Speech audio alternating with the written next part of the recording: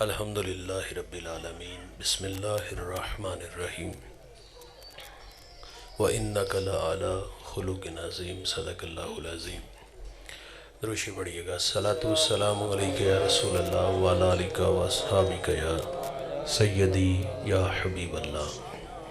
حمد و ثنا کے بعد عزت و تکریم کے لائق اسٹیج کی زینت، مقتدر علماء، معزز محتشم حاضرین، السلام علیکم ورحمۃ اللہ۔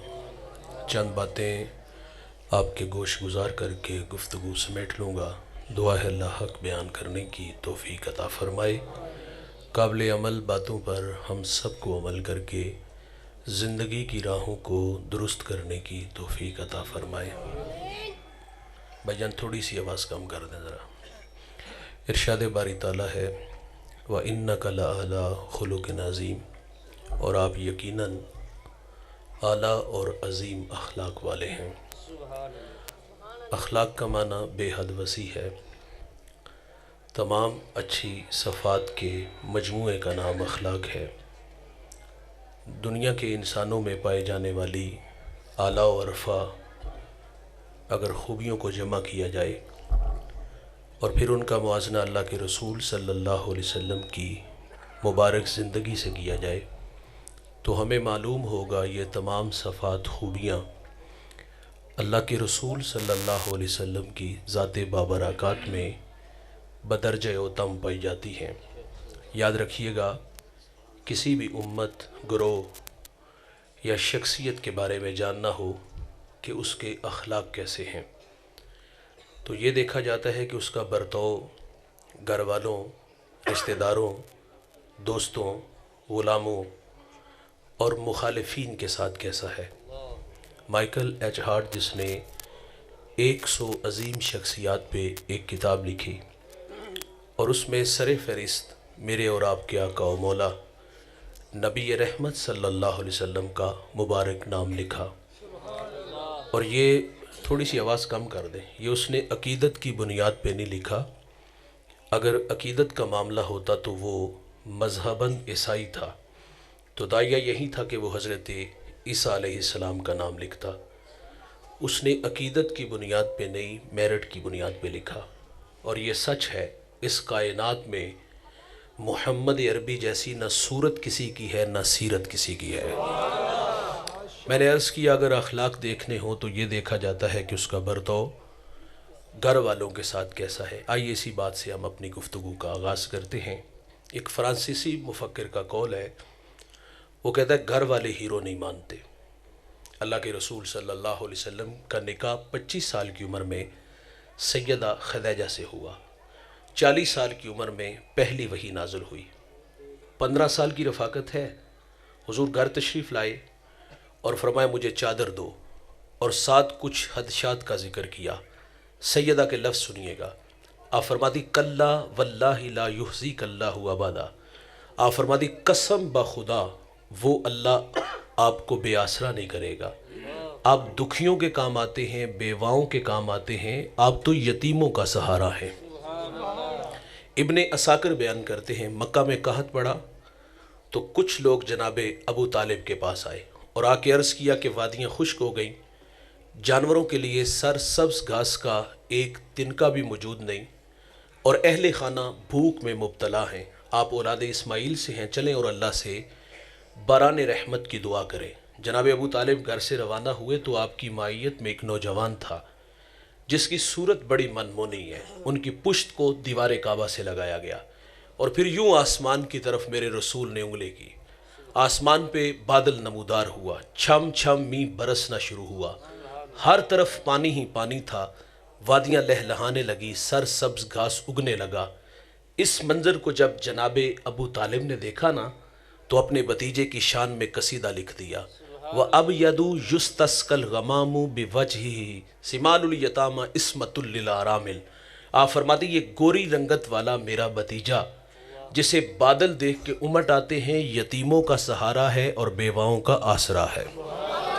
وہ نبیوں میں رحمت لقب پانے والا، مراد غریبوں کی بھر لانے والا، وہ اپنے پراؤں کا غم کھانے والا، مصیبت میں غیروں کے کام آنے۔ یہ اہل خانہ کی عقیدت ہے میرے کریم آقا صلی اللہ علیہ وسلم سے اور حضور کا اہل خانہ کرتا ہوں، سنیے گا۔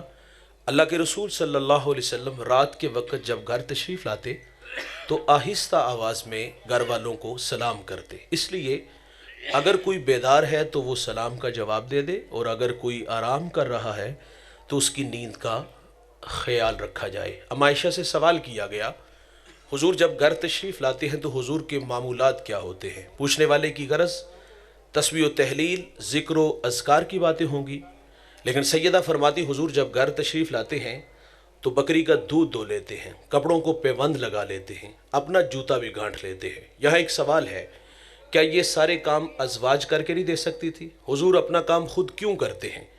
یہ امت کی تعلیم کے لیے تھا۔ جو اپنا کام خود کرتے ہیں ان کی طبیعتوں میں عجز پیدا ہوتا ہے، اور جو اپنا کام خود نہیں کرتے دو باتیں ہوں گی، یا تو وہ متکبر ہوگا یا پھر وہ سست ہوگا۔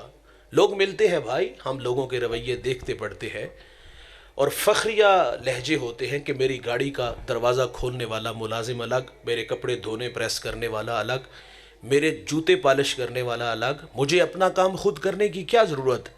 اللہ فرماتا ہے محبوب اگر آپ کہو تو ہم بتہ مکہ کو سونے چاندی کا بنا دیں۔ اور بھائی جس کے دربان ابو بکر و عمر جیسے لوگ ہوں وہ اپنا کام خود کرے، اور بھائی ہم اپنا جوتا بھی اٹھا کے سائیڈ پہ نہ رکھ سکیں، بازار سے سامان بھی نہ خرید سکیں، تو دیکھنا ہوگا دو باتیں ہوں گی، یا تکبر ہوگا یا پھر سستی ہوگی۔ اللہ کے رسول صلی اللہ علیہ وسلم اصحاب کے مابین تشریف فرما ہے، کھانا بنانا تھا۔ ایک صحابی کہتے ہیں میں بکری ذبح کروں گا، دوسرے کہتے ہیں میں کھال اتاروں گا۔ حضور فرماتے کھانا بنانے کے لیے آگ کی ضرورت ہوتی، میں محمد جنگل سے لکڑیاں کاٹ کے لاؤں گا۔ تو میرے نبی اپنا کام خود کرنے کا مزاج رکھتے تھے، اور کاموں میں ازواج کی مدد بھی فرماتے تھے۔ یار حضور کا اہل خانہ کے ساتھ محبت شفقت کا رشتہ کیسا ہے؟ سیدہ عائشہ رضی اللہ تعالیٰ عنہ پانی نوش فرما رہی ہیں تو حضور فرماتے اس میں سے کچھ بچا لینا، انہوں نے بچا لیا۔ حضور فرماتے اب آپ یہ بتائیں کہ آپ نے کہاں ہونٹ رکھ کے پانی پیا؟ عرض کی حضور یہاں ہونٹ رکھ کے، تو میرے محمد وہیں لب رکھ کے پانی پیتے ہیں۔ سیدہ خدیجہ رضی اللہ تعالی عنہا فاطمۃ الزہرا سے فرماتی بیٹے جاؤ ابو سے کہو کہ وہی کے وقت جو چادر آپ کے کندھوں پہ ہوتی تھی نا وہ مجھے عطا کر دے۔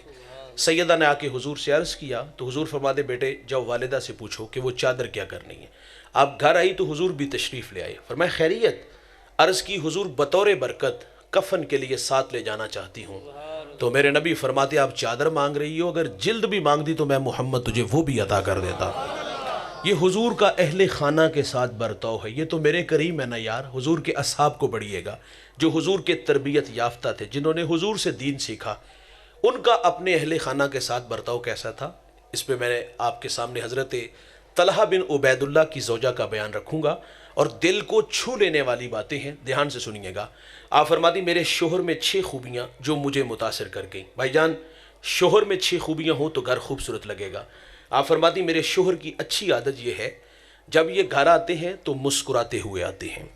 ان کی دوسری اچھی عادت یہ ہے کہ جب یہ گھر سے جاتے ہیں تو مسکراتے ہوئے جاتے ہیں، آتے بھی مسکراتے جاتے بھی مسکراتے۔ اچھا کچھ لوگ ملیں گے اور ملتے بھی ہیں، وہ باہر اچھے ہوتے ہیں، وہ میاں صاحب فرماتے لوکی منو منہ آتے خول چڑھا کے مل دے۔ اچھا ملنے کی اچھی ادائیں ہوتی لیکن نجی زندگی اچھی نہیں ہوتی۔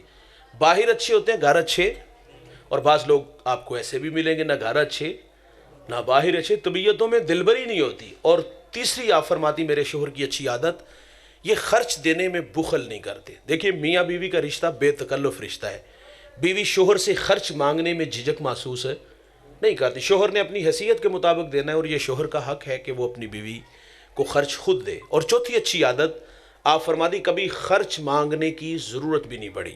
اور پانچویں اچھی عادت آپ فرماتی اگر میں ان کا کوئی کام کر دیتی ہوں نا، کھانا کپڑے دھو کے دے دیے، تو یہ شکریہ بھی ادا کرتے ہیں۔ دیکھیں یہ انسانی فطرت ہے، وہ حوصلہ افزائی کا محتاج ہوتا ہے۔ حضور گھر تشریف لائے، اہل خانہ سے پوچھا کھانے کے لیے کچھ ہے؟ تو عرض کی حضور روٹی اور سرکہ ہے، سالن نہیں ہے۔ فرمایا لے آؤ۔ حضور سرکے سے روٹی کھا کے کیا فرماتے؟ واہ واہ، سرکہ تو بڑا ہی اچھا سالن ہوتا ہے۔ بھائی جان ہمارے گھر میں 3-4 گھنٹے لگ کے کھانا بنا، کبھی کبھی ہوتا ہے کھانے میں کوئی نمک مرچ کا مسئلہ آتا ہے، ظاہر ہے جب عورتیں کھانا بناتی تو وہ اندازے سے ڈالتی، کبھی زیادہ بھی ہو جاتا ہے، تو حضرت کے تیور دیکھنے والے ہوتے ہیں، گھور کے بھی دیکھے گا، گالی بھی دے گا، برتن دیوار سے بھی مارے گا، اور جو اگلی بات جو ناقابل برداشت ہوتی ہے، ہم کہتے تیری ماں نے تینوں کھانا بنانا نہیں سکھایا. معذرت سے بھائی ہمیں کسی نے بولنا بھی نہیں سکھائی. یار یہ ایک رویے ہے. آپ فرماتے اچھی عادت ہے میرے شوہر کی کہ یہ شکریہ ادا کرتے ہو. چھٹی اچھی عادت، دھیان سے سنیے گا، اگر اس ایک بات پہ عمل کر لیا جائے تو طلاق کی ریشو کم ہو جائے. ہمارے پاس روزانہ کی بنیاد پہ دارالافتاء میں لمبی لائنیں لگی ہوتی ہیں. طلاق کے مسائل نہیں پوچھنے آتے بھائی، طلاق کا حل نکالنے آتے. 3-4 بچے ہو گئے، اب کیا کریں؟ ہم کہتے ہیں بھائی جن کے کہنے پہ آپ نے طلاق دی، وہ تو منہ پہ ہاتھ پھیر کے اس نے کہا تھا کہ میں فلاں دی جمی نہیں جو تیرا کارنا اجاڑا. وہ پھر خود اکیلی تو نہیں، ساتھ اور لوگوں کو بھی شامل کیا، اس کو ایموشنل کیا، اور اس نے اپنا گھر اپنے ہاتھوں سے خود جلایا. وہ گھر بہت جلد ویران ہوتے ہیں بھائی، اجڑتے ہیں جس گھر کے مرد کی اپنی رائے نہیں ہوتی. میں معذرت سے کہوں گا، جو لائی لگ ہوتے ہیں نا، جو کسی کی انگلی کے اشاروں پہ چلتے، جن کی اپنی کوئی سوچ فکر نہیں ہوتی، وہ گھر بہت جلد ویران ہوتے. مجھے ایک صاحب کہتے جی میرا فیصلہ میرے بہنوئی اور ہمشیرہ کریں گے. میں نے کہا یہ کہاں سے آگے بھائی؟ منہ میں دودھ کے دانت ہے، فیڈر پیتے ہو. بھائی جان شعور پختہ نہیں ہوا تو شادی کیوں کی یار؟ کمرے کی آواز کیوں باہر نکال دو؟ 1000 بار اختلاف ہو جاتا ہے تو اس کا مطلب یہ تو نہیں کہ آپ کسی کا گھر اجاڑ دو، کسی کی بیٹی کو طلاق دے کے اس کے گھر بھیج دو. وہ گھر بھائی جان آواز تھوڑی سی اور کم کر دیں، جزاک اللہ. وہ گھر جلدی ویران ہوتے ہیں بھائی جس گھر کے مرد کی اپنی رائے نہیں ہوتی. اور کسی کے کہنے پہ طلاق تو دے دی، جب پیچھے پلٹ کے دیکھتا تو پیچھے نظر بھی کوئی نہیں آتا. ظاہر ہے وہ اپنی دنیا میں چلے گئے، ان کا جو مقصد تھا اس میں وہ کامیاب ہوئے. اب تنہائی، وحشت، خوف آنے لگا یار، نہ بچے نہ بیوی پاس. اب تو کوئی کھانا بھی نہیں دیتا یار، اب تو کوئی بستر بھی نہیں دیتا، اب تو کوئی کپڑے بھی نہیں دھو کے دیتا. اب کچہریوں میں دھکے بھی کھاتا ہے، ظاہر خرچ نہیں دینا ان بچوں کا. تو اب کہتا ہے کہ مول صاحب کو حل کڈو. حل کہاں سے نکالیں؟ صرف ایک بات آپ فرماتی، میرے شوہر کی اچھی عادت یہ ہے کہ اگر کسی بات پہ تکرار ہو جائے نا، ناراضگی ہو جائے، تو میرا شوہر مجھے بہت جلد معاف کر دیتا ہے. ہم کیا کہتے ہیں؟ اس کو 6 ماہ لگواؤ، اس کی عقل ٹھکانے آئے. پہلی بات تو یہ ہے بھائی کہ یہ 6 ماہ کو ہماری بہن بیٹی کو لگوائے، کیا ہمیں اچھے لگیں گے؟ اور دوسری بات یہ جو 6 ماہ کا مشورہ دیتے ہیں اور باقاعدہ کہتے ہیں کہ ہن اکھ چھپائی نہیں دکھان دی، میرا کہنا مانو تو اس کو 6 ماہ لگواؤ. بھائی جان وہ آپ کا گھر جوڑنے میں نہیں، آپ کا گھر توڑنے میں آپ کی مدد ضرور کر رہا ہے. اور یہ جو حکیم بن کے لوگوں کو مشورہ دیتے ہیں نا کہ 6 ماہ لگواؤ، میں اس شخص سے کہوں گا، میرا سوال اس سے، کبھی اپنی بیوی کے دل کی تلاشی لینی ہے؟ دل میں محبت، چاہت، احترام، اداسی کچھ بھی نہیں ہوگا بھائی. معذرت سے بھائی وہ تو ایک جانور کے ساتھ زندگی گزار رہی ہے. اس کی بوڑھی ماں نے، اس کے بوڑھے باپ نے سمجھا کے بھیجا تھا تو طلاق لے کے آ گئی، تیری بہنیں گھر میں بیٹھے، کون رشتہ دیکھنے آئے گا؟ اور یہ حکیم بن کے لوگوں کے گھر اجاڑ رہے ہیں اور لوگوں کو مشورے دے رہے ہیں کہ 6 ماہ لگواؤ. میں نے ایک بزرگ کو پڑھا ہے، ان کی بیوی اتنی تلخ تھی، لوگوں نے کہا اس سے جان کیوں نہیں چھڑا لیتے؟ کہا اس میں ایک خوبی ہے. یار لوگ ایک خوبی پہ زندگی گزار دیتے ہیں. میں اور آپ اگر خوبیاں تلاش کریں تو بہت ساری مل جائیں گی. حضور فرماتے اگر تمہیں عورت کی کچھ باتیں اچھی نہیں لگتی، کچھ اچھی ہیں وہ دیکھ کے درگزر کر دیا کرو. اس بزرگ کی بات سنیے گا، کہا ایک خوبی ہے اس میں. کہا وہ کون سی؟ وہ کہتے ہیں اگر میں 40 سال بھی کہیں چلا جاؤں نا تو یہ میرا انتظار کرے. لوگ تو ایک خوبی پہ زندگی گزار دیتے ہیں یار، ہم کہاں ہیں؟ چھوٹی سی بات ہوئی، کہا میرے والی نہیں نوکے آ کے لا کے لے جا. ہم تو خراٹے بھرتے رہے، لیکن بوڑھوں کی ساری رات تڑپ کے گزر گئی، اللہ میری بیٹی کا گھر بچا لینا. 6 خوبیاں شوہر میں ہو تو گھر اچھا لگتا ہے. تو میں نے حضور اور حضور کے ایک صحابی کی بات سنائی کہ اگر کسی کی اخلاق دیکھنے ہو تو یہ دیکھا جاتا ہے کہ اس کا برتاؤ گھر والوں کے ساتھ کیسا ہے، اور یہ بھی دیکھا جاتا ہے کہ اس کا برتاؤ اپنے غلاموں کے ساتھ کیسا ہے. یار بلال حبشی رضی اللہ تعالیٰ عنہ یہ امیہ کا غلام ہے، اور امیہ نے سینے پہ بھاری پتھر رکھے، مکے کی گلیوں میں گھسیٹا، لوہے کی کنگیاں بلال کے جسم پر چلا دی گئیں. کتنے دکھ بلال حبشی کو دیے گئے. لیکن حضور جب معراج کی خلوتوں سے واپس آئے نا تو بلال کو قریب کیا، فرمایا کون سا ایسا عمل کرتے ہو، جنت کی ڈیوڑی میں تیرے قدموں کی آواز کو سنا ہے. حضرت زید بن حارثہ حضور کی خدمت میں حاضر ہیں. یار چچا اور والد عرب کے رواج کے مطابق فدیہ لے کے آئے گے. فرمایا اس کی ضرورت نہیں، زید کو اختیار ہے، جانا چاہے تو. یہ اعلان نبوت سے پہلے کی بات ہے. حضور فرماتے لینے آیا عرض کی، حضور میں آپ کو چھوڑ کے کہیں نہیں جاؤں گا. اور میرے نبی نے غلاموں کو عزت عطا فرمائی. اور یہاں میں اور آپ دیکھ سکتے ہیں ہمارا اپنے ساتھ جڑے ہوئے لوگوں کے ساتھ کیا رویہ ہے. وہ ہماری فیکٹری میں کام کرنے والا ہے، کارخانے میں کام کرنے والا ہے، دکان پہ کام کرنے والا ہے، گھر میں ہمارے کام کرنے والی بوڑھی عورتیں اور جوان بیٹیاں، ان کے ساتھ ہمارے رویے کیسے ہیں؟ کیا معذرت سے کہوں گا انسان بھی جانتے انہیں؟ جہاں سٹیٹس کا معاملہ ہے وہاں اخلاقی ساری قدریں ہم جانتے ہیں، جہاں اونچ نیچ کمی چودھری اور غریب امیر کی بات آئی وہاں اخلاقی قدریں بھی بھول گئے. وہاں انگلیوں کے پورے بھی نہیں یار پورے ملتے. وہاں طبیعتوں میں دلبری کیوں نہیں آتی یار؟ بھائی جان یہ تقسیم ہے اللہ کی یار. اللہ نے آپ کو زیادہ دے دیا لیکن ہم کہتے ہیں پاؤں تو زمین پہ رکھو یار. یہ ہمیں بونے نظر آنے لگے. اوپر جانے میں ٹائم بڑا لگتا ہے لیکن اوپر سے نیچے آنے میں کوئی زیادہ ٹائم نہیں لگتا. 2005 کا جھٹکا آپ کو یاد ہوگا. ایک جھٹکے نے 1,00,000 انسانوں کی ہڈیاں توڑ دی تھی. بڑے بڑے عمرا صبح کے اجالے میں دیکھا گیا ہاتھوں میں کشکول لیے بھیک مانگ رہے تھے.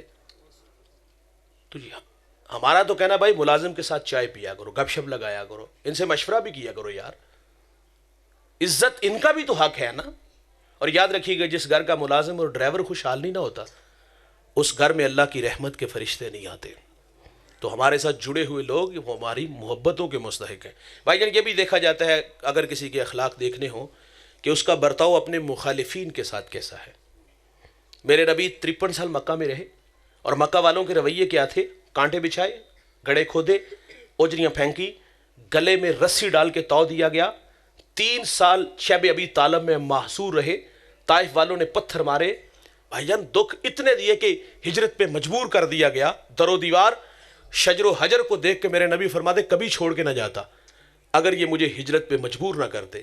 حضور جب ہجرت کر کے مکہ سے مدینہ آنے لگے نا تو حضور کی آرزو تھی کہ میں حرم کعبہ میں اللہ کے حضور اپنی نیاز مندیاں پیش کروں. عثمان بن طلحہ سے کہا مجھے چابی دو. کہا چابی نہیں ملے گی. فرمایا ایک وقت آئے گا یہ چابی میرے پاس ہوگی. اور اس وقت طبیعت میں تلخی تھی. کہا یہ صرف باتیں ہیں. حضور ہجرت کر کے مکہ سے مدینہ آئے. بھائی جان ہجرت آسان نہیں تھی. صحابہ کی سب سے بڑی قربانی جو ہے نا وہ ہجرت ہے. فطری محبتیں 4 ہیں: وطن, اولاد, مال اور جان. بھائی جان آپ اس گاؤں کے رہنے والے ہیں مانپور کے. آپ کو عارضی رہائش سمڑے وال گجراوالا لاہور لے جانا ہو تو کیا آسان ہوگی؟ گلیاں دے ککھ بھی رون لگ پیندے نے یار. جہاں انسان نے جنم لیا ہو, بچپن, لڑکپن, جوانی گزاری ہو, اسے چھوڑنا آسان نہیں ہوتا. مکہ چھوڑنا آسان نہیں تھا یار. بلال حبشی بیمار ہو گئے, حضرت صدیق اکبر بیمار ہو گئے. بلال تو دکھی اشعار پڑھتے اللہ ایک رات دے دے ہم مکہ میں گزار آئیں. تو سید عائشہ نے حضور سے عرض کیا حضور بلال رو رو کے بیمار ہو گئے. یوں ہاتھ اٹھے میرے رسول کے. فرمایا اللہ میں محمد تجھ سے دعا کر دو جس طرح مکے کی محبت ہمارے دلوں میں ڈالی, اے اللہ 2 گنا زیادہ مدینے کی محبت ہمارے دلوں میں ڈال دے. چھوڑنا آسان نہیں تھا بھائی جان, چھوڑ دیا. اچھا یہاں سنیے گا, کچھ لوگ کہتے ہوں گے کہ حضور نبی رحمت اور حضور کے اصحاب کے ساتھ جو کفار نے ظلم و ستم کیا اور انہوں نے صبر کیا یہ ان کی مجبوری تھی, اس لیے کہ ان کے پاس طاقت نہیں تھی, اقتدار نہیں تھا, حکومت نہیں تھی, اس لیے. اور نہیں میرے بھائی, حضور مکہ سے مدینہ آئے, حکومت, اقتدار, طاقت کے ساتھ. اللہ کے رسول 10,000 کا لشکر لے کے مکہ تشریف لائے. آپ دیکھیے گا حضور کی طبیعت میں تحمل, درگزر, برداشت کس قدر زیادہ ہے. حضور جب 10,000 کا لشکر لے کے آئے نا تو ابو سفیان نے ہاتھ جوڑے, مہربانی فرمائے من داخلہ دار ابی سفیان فہو آمن, جو تیرے گھر میں داخل ہو جائے گا امان دی جائے گی. عرض کی حضور گھر چھوٹا, فرمایا کنڈیاں بند کر لے, ہتھیار پھینک دے, امان دی جائے گی. پڑھیے گا آپ فاتحین کو. نیپولین بہت بڑا فاتح گزرا ہے, بستیاں اجاڑ دیتا تھا, لیکن میرے نبی جب فاتح بن کے آئے نا, راوی لکھتا ہے کہ حضور کی پیشانی اونٹ کی کوہان کے ساتھ لگی ہوئی تھی. اس عاجزی اور انکساری سے حضور مکہ میں داخل ہوئے اور بھائی دشمن لائن میں کھڑے ہیں. حضور فرماتے کیا توقع رکھتے ہو؟ عرض کی حضور آپ ایک شریف آدمی ہیں اور شریف باپ کے شریف بیٹے ہیں, ہم آپ سے معذرت کی توقع رکھتے ہیں. لا تثریب علیکم اليوم, فرمایا آج کے دن کوئی مواخذہ نہیں, تم سے وہی کہوں گا جو میرے بھائی یوسف نے اپنے بھائیوں سے کہا تھا. فرمایا جاؤ میں محمد تم سب کو معاف فرماتا ہوں. حضور نے معاف فرما دیا. اکرمہ کی بیوی حضور کی خدمت میں حاضر ہے, دوڑ کے جدہ. عرض کی حضور اگر ڈھونڈ لاؤں تو فرمایا معاف کر دوں گا. عرض کی حضور اسلام کا بڑا دشمن ابو جاہل اس کا بیٹا, فرمایا میں جانتا ہوں تم ڈھونڈ لاؤ. وہ ڈھونڈ لائی, حضور کے قدموں سے لپٹے اور پھر ایک معزز شہری کے طور پہ زندگی گزارنے لگے. حضرت وحشی جنہوں نے حضور کے محبوب چچا حضرت امیر حمزہ رضی اللہ تعالیٰ عنہ کا سینہ چیرا, کلیجہ نکالا, بھائی جان آنکھیں کان کاٹ دیے گئے, اتنی بے دردی سے شہید کیا گیا. حضرت وحشی آئے تو میرے نبی فرماتے جاؤ میں نے معاف کیا, بس اتنا کہا کہ سامنے نہیں آنا, سامنے آؤ گے تو چچا یاد آئے گا. شام چلے گئے یار, پیچو تاب کھاتے رہے, اللہ مجھ سے اسلام کا بڑا نقصان ہوا, مجھ سے کوئی کام لے لے. وہ نیزہ سنبھال کے رکھا تھا, جس سے حضرت امیر حمزہ کو شہید کیا گیا. جب یمامہ کی جنگ چھڑی نا تو اسی نیزے کے ساتھ مسلمہ کذاب کو ذبح کر دیا. اور آپ اللہ کا شکر ادا کرتے, اللہ اگر مجھ سے اسلام کا بڑا نقصان ہوا تو میں نے اسلام کا جو بڑا دشمن تھا اس کو اپنے ہاتھوں سے کاٹ کے رکھ دیا.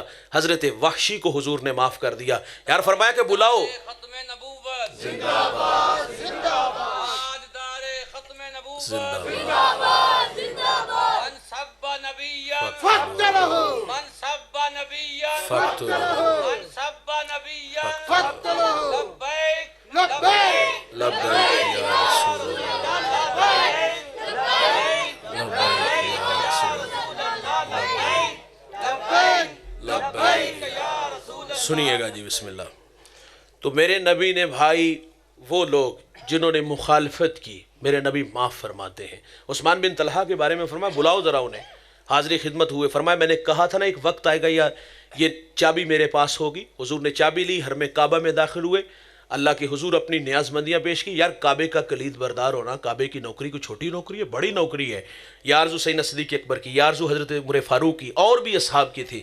لیکن حضور باہر تشریف لاتے ہیں اور وہ چابی عثمان بن طلحہ کے ہاتھ میں رکھی. فرمایا آپ کے پاس رہے گی, اور وہ چابی آج بھی اسی خاندان کے پاس موجود ہے.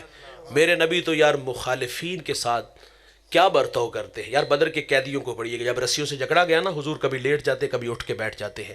عرض کی حضور یہ طبیعت میں اضطراب, تو حضور فرماتے یہ جو قیدیوں کو رسیوں سے باندھا ہے نا, فرمایا میں محمد کو یہ تکلیف دے رہی ہوں. حضور مخالفین کے ساتھ حضور کا برتاؤ کیسا ہے. یہاں رکیے گا بھائی, ٹھہریے گا, تھمیے گا. میرا سوال ہے, ہماری طبیعت میں درگزر کتنا ہے, برداشت کتنی ہے, تحمل کتنا ہے. بھائی جان کہانی کسی دوست کی نہیں سنانے لگا, اختلاف ہوا, رستے جدا ہوئے. کہانی کسی ہمسائے کی نہیں سنانے لگا, بھائی اختلاف ہوا, جھگڑا ہوا, ہم نے خوشیوں میں اور جنازوں میں شرکت کرنا چھوڑ دی. یہ بھی تو بری بات ہے, ہمیں قطع رحمی سے منع کیا گیا. تو بھائی جان اختلاف ہوا, ہم نے رستے بدل لیے. میں یہاں کہانی ماں جائیوں کی سنانے لگا ہوں, بھائیوں کی سنانے لگا ہوں. چھوٹی سی بات پہ اختلاف ہوا, بچوں پہ جھگڑا ہو گیا. یار بچے تو 20 منٹ بعد پھر کھلے میدان میں, لیکن بھائیوں نے نفرت کی دیواریں کھڑی کر لی. بھائی جان جھگڑا ہوا 1 انچ دیوار رکھنے پہ, یقین جان بھائی بھائی کو ذبح بھی کر دیتے. اختلاف ہوا, پھر ساری زندگی کلام نہ کیا. جھگڑا ہوا وراثت پہ, کلام نہ کیا. میرا بھائیوں سے سوال ہے, بھائی ماضی کے دریچوں میں کبھی جھانک کر کے بچپن یاد نہیں آیا؟ یار بچپن کی بڑی حسین یادیں آپ کے پاس بھی میرے پاس بھی. انگلی تھام کے چلتے تھے, ہاں ایک دوسرے کے لیے دیوار بنتے تھے, ایک برتن میں کھانا کھاتے تھے, ایک بستر میں سوتے تھے. یار ہم لوگ غربت سے اوپر اٹھے ہیں. کیا ہم نے اپنے بوڑھے باپ کو مستری کے پیچھے دابڑا اٹھاتے نہیں دیکھا؟ ہم نے اپنے بوڑھے باپ کو ریڑھی پہ پھل بیچتے نہیں دیکھا؟ ہم نے اپنے بوڑھے باپ کو فیکٹری میں 18 گھنٹے کام نہیں کرتے دیکھا؟ کیا کڑتے نہیں تھے آپس میں بھائی بیٹھ کے, اور اللہ سے دعائیں نہیں مانگتے تھے یا اللہ ہمیں جلدی جلدی بڑا کر دے, ہم آسائے پیری بنے, بڑھاپے کا سہارا بنے؟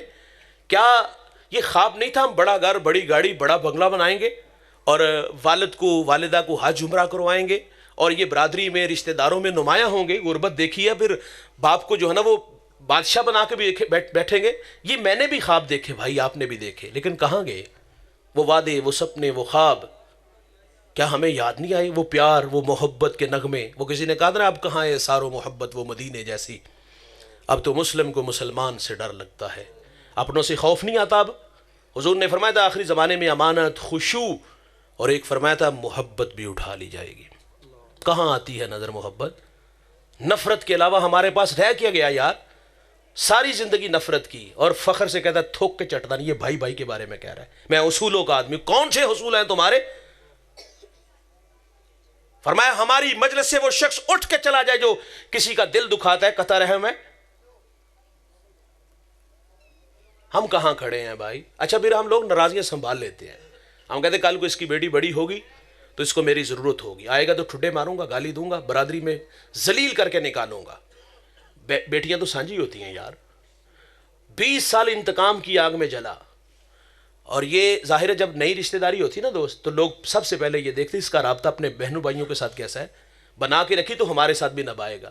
جب یہ پتہ چلے نا چلے کہ ان کا آپس میں جو نا وہ اچھا رابطہ نہیں, تو لوگ فیصلہ کرتے ہیں یار جس نے اپنے بہن بھائیوں کے ساتھ بنا کے رکھی خاک نہ بائے گا ہمارے ساتھ. تو بھائی جان یہ صرف اپنی ناک بچانے کے لیے, کام نکالنے کے لیے. پھر رشتہ دار بھی ہمارے جو بڑے سمجھدار ہیں نا, وہ کہتے ہیں گدے نو باپ آکھن نہ گڑا کو باپ بن جا, مطلب کاٹ دو اپنا, جا کے بنا لیا. اور اسے سکھاؤ یار اللہ رسول ناراض ہوتے ہیں، اسے بتاؤ یار جو ناراض ہوتے ہیں حضور ناراض ہوتے ہیں. لیکن وہ بھی صرف مطلب کے لیے گیا اور وہ انتظار میں ہے اور اسے بھی پتہ اس نے میرے ساتھ سلوک کیا کرنا ہے. گالی بھی کھائی، ٹھڈے بھی کھائے، دھکے بھی کھائے اور برادری میں ذلیل بھی ہوا. بھائی جان شادی ہوئی، یہ اپنے گھر میں وہ اپنے گھر میں. اچھا کیا نفرت یہاں تک رہی؟ نہیں، نفرت بڑھ گئی بھائی. ہم مرنے لگے، دنیا سے جانے لگے، بستر علالت پہ موت سامنے رقص کر رہی ہے. تو کیا وقت آخر خیال آیا کہ میں نے بہن کا حق کھایا اور پھر بہن سے ساری زندگی کلام نہ کیا، گھر سے نکال دیا، مرنا جینا ختم کیا؟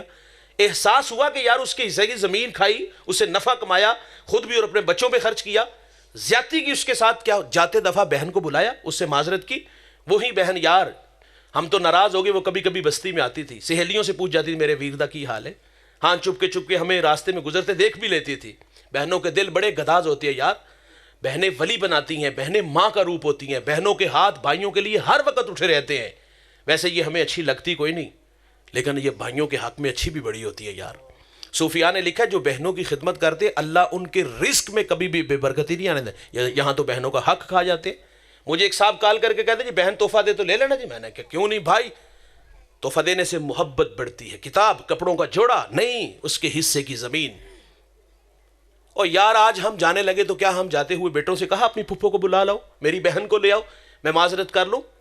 کیا ہم دنیا سے جانے لگے تو کیا یہ ہم نے اپنے بچوں کو کہا جلدی سے اپنے تایا ابو کو لے آؤ؟ ہم تو بچپن میں یتیم ہو گئے. یہ بڑا بھائی جس کو ان پڑھ کہتے ہیں ہم، اس نے باپ والا کردار ادا کیا، زمین سے اٹھا کے کہاں تک لایا، ہمیں پڑھایا لکھایا، ہمیں بڑا بنایا، ہم کمانے کے قابل ہوئے تو اس کے احسانوں کو بھول کے یار وقت آخر احساس ہو گیا کہ جلدی سے میرے بھائی کو بلا لاؤ. معذرت سے بھائی ہم مرنے لگے، ہم جانے لگے تو ہم نے کیا بچوں کو کہا؟ جذباتی رشتے ہے نا. میں مر گیا تو میری بہن کو جنازے میں نہیں، گھر میں نہیں آنے دینا، دھکے دے کے نکال دینا. میرا بھائی آئے تو جنازے گاہ میں داخل نہیں ہونے دینا، دھکے دے کے نکال دینا. بھائی جان زندگی میں نفرت کی اور یہ نفرت ہم قبر میں ساتھ لے گئے، آنے والی نسلوں میں ایک نفرت چھوڑ گئے. یہ تو ماں جائیوں کی کہانی نے بات کو آگے بڑھاؤں نا تو میں معذرت سے کہوں گا ایسی نلائق اولاد بھی ہم نے دیکھی ہے جنہوں نے ماں باپ سے مرنا جینا ختم کر لیا. ابا جی اماں جی تسی مر گئے تھے میں نہیں آواں گا، میں مر گیا تو تسی نہ آیا جے. اور میں اس نلائق بیٹے کو جانتا ہوں جس کے باپ کا لاشا گھر میں پڑا ہے، محلے دار رشتہ دار اس سے آگے کہتے ہیں زندگی میں اختلاف تھا یار اب تو وہ چلے گئے، اب تیرا حق بنتا ہے ان کو غسل دینا، کفن پہنانا، ان کا جنازہ پڑھنا، قبر میں اتارنا، آنسو بہانا، مٹی ڈال کے آئی یار یہ تیرا حق ہے. وہ صفا کتنا تھا، شاید کے سینے میں دل نہیں پتھر تھا. وہ کہتا ہے ابا سے وعدہ کیا تھا نہیں آؤں گا. بھائی جان نہ اس نے غسل دیا، نہ کفن پہنایا، نہ لاشا اٹھایا، نہ جنازہ پڑھا، نہ قبر میں اتارا، نہ مٹی ڈالی، نہ آنسو بہائے. بتائیے گا دوست ایسے نلائق نکمے بیٹے کو اللہ معاف کرے گا؟ زندگی سے راستہ مانگے گا، زندگی راستہ نہیں دے گی. نہ نماز قبول، نہ روزہ قبول، نہ حج قبول، نہ زکوٰۃ قبول. میں ٹوبہ ٹیک سنگھ ایک جگہ حاضر ہوا، مجھے وہاں ایک نوجوان ملا، 18-20 سال اس کی عمر تھی، سر پہ امامہ، سفید جامہ، چہرے پر داڑھی کا نور. مجھے دوستوں نے بتایا یہ لوگوں کو نماز کی دعوت دیتا، صبح نماز کے لیے اٹھا. اچھا لگا کہ آج کا جوان چونک چباروں میں اور چھٹی کے وقت سکول کے گیٹ کے سامنے جوانیاں برباد کرتے، آتی جاتی شریف زادیوں کو تنگ کرتے ہیں، رقص و سرود کی محفلیں سے جانا. کتنا سعادت مند خود بھی اور لوگوں کو بھی نماز کی دعوت. بہت ساری دعائیں میرے لبوں پہ اور کچھ نہا خانہ قلب میں. میرے ساتھ ایک صاحب تھے، انہوں نے سرگوشی کی. وہ کہتے ہیں مولوی صاحب یہ باپ کا گستاخ بھی بڑا ہے، دستار کے ہر پیش کی تصدیق ہے لازم. ہر صاحب دستار معزز نہیں ہوتا، بڑی بڑی پگڑیاں مان لینے سے انسان بڑا نہیں ہوتا، رویوں سے بڑا ہوتا ہے. میں نے کہا بیٹا بہت بری بات، چرب زبان بڑا تھا. وہ کہتا ہے مجھے بھی اور میرے والد کو بٹھاؤ، غلط ہوا تو جوتے کھاؤں گا. خیر میں نے اسے سمجھایا، میری ایک آدھی بات اس کے دل کے دروازے پر دستک کا سبب بنی. میں نے کہا جا معذرت کر کے. 20 منٹ بعد واپس آیا اور آنکھوں میں بہت سارے آنسو لے آئے. میں نے کہا کیا بنا؟ کہتے ایسے ہاتھ باندھ کے کھڑا ہوا، ابا نے مجھے سینے سے لگا لیا.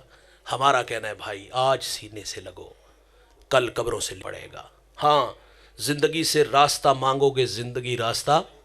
ماں باپ کی قدر میرے بھائی ماں باپ کی زندگی میں، بہن بھائیوں کی قدر بہن بھائیوں کی زندگی میں، دوستوں کی قدر دوستوں کی زندگی میں، اساتذہ کی قدر اساتذہ کی زندگی میں، شیخ کی قدر شیخ کی زندگی میں. اور بھائی جان میں آخر پہ اتنا ضرور کہوں گا، پہلی بات تو یہ کہ خدا نہ کرے اس مجمع میں جن کے بارے میں میں بات کرنے لگا ہوں کو ہو. اگر کوئی ہے تو میں ہاتھ جوڑ کے کہوں گا خدا کے لیے یار، اگر کوئی بیٹا اپنے ماں باپ سے ناراض ہے تو اللہ کے لیے میں ہاتھ جوڑ دیتا ہوں، آر محسوس نہیں کروں گا. اپنے بوڑھے ماں باپ سے معذرت کر لو، یا پاؤں پکڑ لو یار. یہاں کوئی بھائی بھائی سے ناراض ہے، اللہ کے لیے معاف کر دو. کوئی بھائی بہن سے ناراض ہے، کوئی بہن بھائی سے ناراض ہے، وہ معذرت کر لے. کوئی دوست دوست سے ناراض ہے، وہ معذرت کر لے. قدم بڑھاؤ یار، نفرتیں کم کرو، قدموں کے نشان چھوڑ کے جاؤ یار، خوشبو والی زندگی، محبت والی زندگی چھوڑ کے جاؤ. اور آخر پہ اتنا ضرور کہوں گا، آپ جس کے پیچھے نماز پڑھتے ہو نا، جو ہمارے امام مسجد ہیں، اگر ان کے ساتھ بدتمیزی کی ہے نا، ظاہر ہے جس کی گھر نہیں چلتی مسجد میں ضرور چلتی ہے. ہاں، جس کے جو منہ میں آیا وہ کہہ بھی لیتا ہے. اور میں کہتا ہوں اگر ان سے بدتمیزی کی ہے، ان کی پگڑی اچھالی ہے، جبہ پھاڑا ہے، تو بھائی جان ان سے بھی معذرت کرو. ہمیں دین سکھایا، ہمارے بچوں کو قرآن پڑھایا. مجھے ابھی حالیہ ایک ہفتہ قبل مجھے ایک مولانا نے کال کی، وہ کہتا ہے 26 سال ایک جگہ رہا، کسی بات پہ اختلاف ہوا، میں نے کہا اچھا وقت گزرا، اب اپنی گھر میں اپنے گھر، مجھے آپ اجازت دے دو. وہ کہتے ہیں میں سامان اٹھانے لگا تو کہا مولوی صاحب 26 سال کا حساب دے کے جانا ہوگا. کیا حساب لینا ہے یار ان سے آپ نے؟ یہ ہمارے رویے ہیں. فقہ کا مسئلہ اگر دل میں اتنی بات ہے نا کہ میرے کپڑے امام کے کپڑوں سے اچھے ہیں، اس کے پیچھے نماز نہیں ہوتی. آپ نے 26 سال نماز پڑھی تو کیا حساب لینا ہے ان سے 26 سال کا ہم نے؟ ہمارے جامعہ کے ایک فاضل، میں رویوں کی بات عرض کر رہا ہوں، 2-3 ماہ بعد واپس آئے. میں نے کہا بیٹا واپس کیوں ہو گئے؟ وہ کہتے ہیں میں نے صرف اتنا کہا ہے کہ بیٹا آپ چھٹیاں بڑی کرتے ہو تو رات کو والد کو ساتھ لے آنا. مقصد تو ترغیب دلانا تھا. وہ کہتے رات والد آئے تو غصے میں بڑے تھے، آگ بگولا تھے. کہتے کہ مولوی صاحب مسجد، مولوی صاحب تو میں کہہ رہا ہوں نا، وہ کہتے ہیں مولوی مسجد تیرے پیو دیے، صبح مجھے نظر نہ آنا. اس میں کوئی شک نہیں بھائی، مسجد ہماری نہیں، نہ ہمارے باپ کی ہے. تو کیا جو نماز پڑھنے آتے ہیں؟ یہ سوال ہم ان سے بھی کر سکتے ہیں. مسجد تو اللہ کا گھر ہے یار، یہاں آ کے اجارہ داریاں ہم کیوں کرتے ہیں؟ بھائی جان جن کے پیچھے نماز پڑھی، جنہوں نے آپ کو دین سکھایا، ان کا احترام بھی ہمارے اوپر ضروری ہے. تو آج کس بزم میں اور آپ وعدہ کریں، ہم روٹھے ہوئے ناراض رشتوں کو منائیں گے. اللہ تعالیٰ سے دعا ہے جو کہا سنا عمل کی توفیق عطا فرمائے. ہمارے ایک بڑے ہی محبوب دوست صابر ایوب صاحب، ان کے والد گرامی آج دار فانی سے کوچ کر گئے. اللہ تعالیٰ سے دعا ہے اللہ ان کی کامل مغفرت فرمائے، جنت میں گھر عطا فرمائے. اللہ ان کی قبر کو ٹھنڈا، منور، خوشبودار بنائے. بیٹے نے ساری زندگی حضور کی ثنا خوانی کی، اللہ تعالیٰ اس کا صلہ انہیں قبر میں عطا فرمائے. ماشاء اللہ. اللہم صلی علی سیدنا و مولانا محمد وآلہ واصحابہ وبارک وسلم. اے اللہ ہم سب تیرے حضور دست بدعا ہیں. صابر بھائی کے والد گرامی کی اللہ مغفرت فرما، انہیں جنت میں گھر عطا فرما، ان کے اچھے اعمال قبول فرما. کوئی غلطی سرزد ہوئی ہو تو معاف فرما. ہماری دعائیں ان کے حق میں مستجاب فرما. بیٹوں کو اللہ صبر اور اس پر اتنا ہی بڑا اجر عطا فرما. صلی اللہ تعالیٰ علی نبی الامین وآلہ وصحبہ اجمعین.